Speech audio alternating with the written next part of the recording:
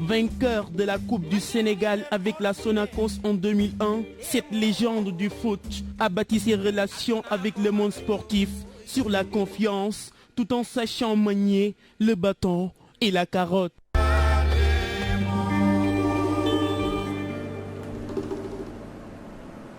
Et la presse du jour lue et parcourue par Fatou Youfei. Bonjour.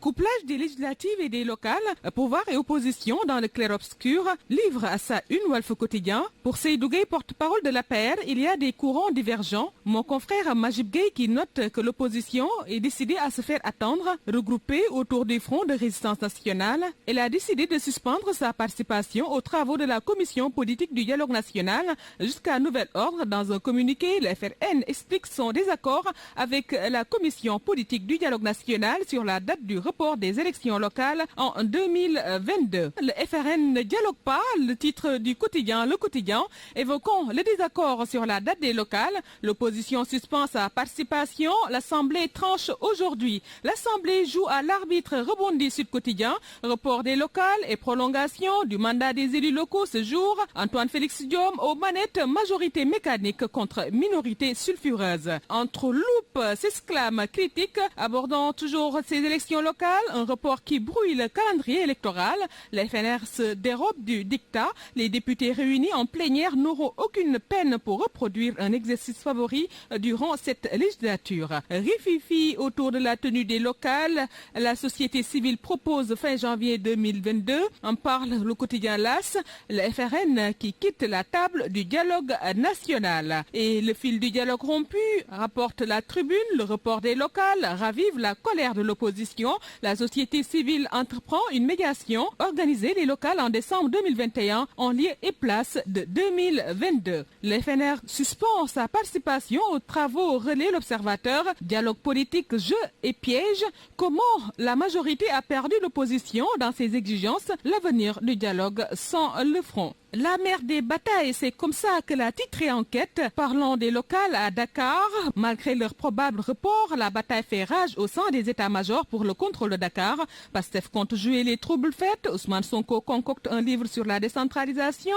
Taha au Sénégal de Khalifa Sall multiplie les visites de terrain. Et pour Nafissatou Diallo du PDS, ils sont prêts non seulement à Dakar, mais partout. Et le dialogue politique, l'opposition quitte la commission. Aïdan Diong rejoint le maquis, nous fait savoir Enquête. Les échos donnent écho sur les divergences sur la date des élections locales. Le FRN boude le dialogue, le pouvoir prêt à des concessions, des tractations pour introduire un amendement afin de proposer janvier 2022 pour les locales. La société civile demande au chef de l'État de couper la poire en deux. Le FRN suspend sa participation aux travaux de la commission politique du dialogue jusqu'à nouvel ordre. Et la grande mobilisation à Podor, la paire Adoub Maki et tire sur l'opposition, renseigne encore les échos. Et Mohamed Moussa Gagne, coordonnateur de Maki 2012, qui laisse entendre à la une de l'I quotidien que le couplage des législatives et de la présidentielle est réaliste. Rutsch et compagnie en mode XXL, rapporte Source A, mobilisation de dingue lors du meeting de remerciement et de soutien à Macky Sall par la paire départementale de Podor. Meeting, forte mobilisation dans le Fouta, ADD pour citer Abdoulaye Daouda Diallo et Cheikh Omar Anne file le Podor pour dire le Podor à Macky. Et du monde fou, de la cohésion et des discours chocs, le président du comité d'organisation qui dit Wedi Gis Bokoti. Meeting des apéristes de Podor, mobilisation assurée, l'évidence rebondit, cher Omar Anne qui déclare que tout le monde est derrière le président Macky Sall. Wedi Gis Bokoti, Podor restera le titre foncier du président, cher Omar Anne et Abdoulaye Daouda Diallo à l'unisson lors de leur mobilisation de Boké Dialoubé. Et chômage au Sénégal, Benno Bokk Yakaar doit se regarder en face, s'exclame 24 heures.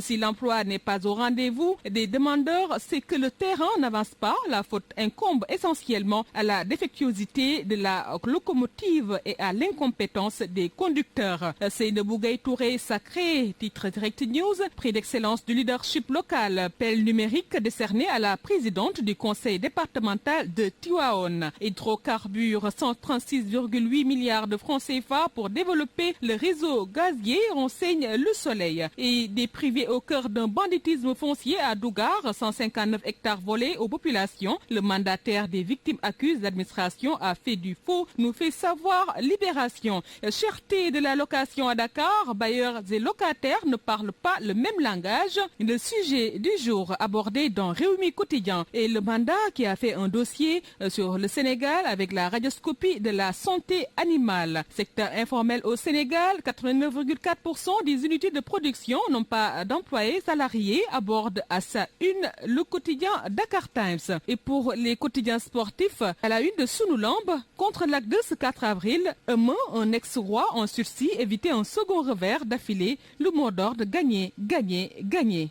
À vos journaux, chers lecteurs, bonne lecture.